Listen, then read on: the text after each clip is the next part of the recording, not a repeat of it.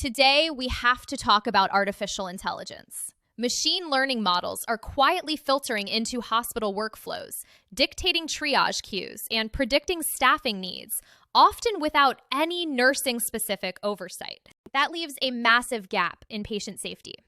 Hospital executives purchase these predictive software packages to optimize efficiency, but you are the one left to execute their directives on the floor. When the software makes a bad recommendation, you cannot depose an algorithm.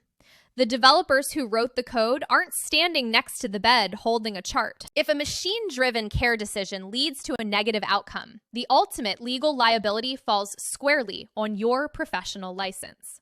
To protect your patients and your livelihood, you have to treat the algorithm the same way you treat a patient.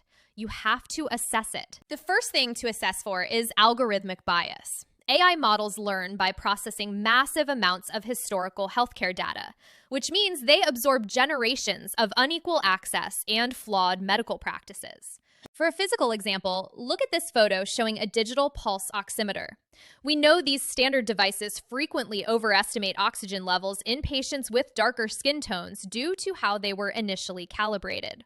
Software algorithms make similar errors. This diagram shows two identical numerical risk scores for two different demographic groups. The AI flagged both groups as equally healthy because it used historical healthcare spending as a proxy for actual health. But when you crack those scores open, the data reveals that one group actually suffered from significantly more chronic conditions.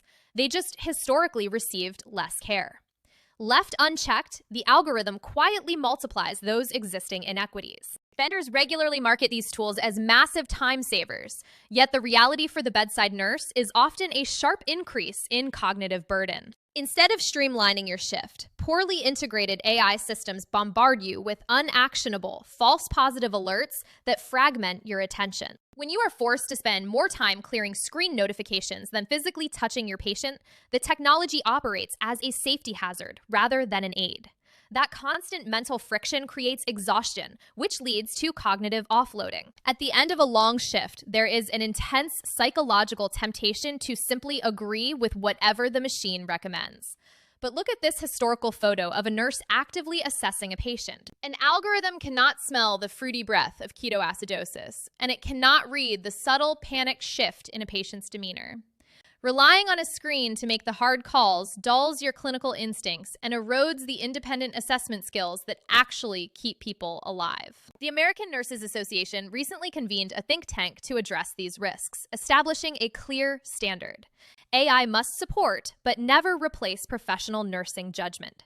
In practice, this means setting strict defensive guardrails. Never allow a predictive model to override a physical assessment. And remember that you hold the ultimate accountability for your patient's care.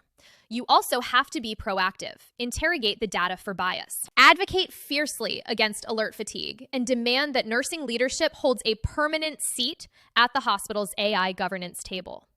Predictive analytics and machine learning are powerful tools, but they are just tools. You are the practitioner, and you are the final, irreplaceable safeguard for your patient. Hey, thanks for watching my YouTube channel. Don't forget to like and subscribe and leave a comment.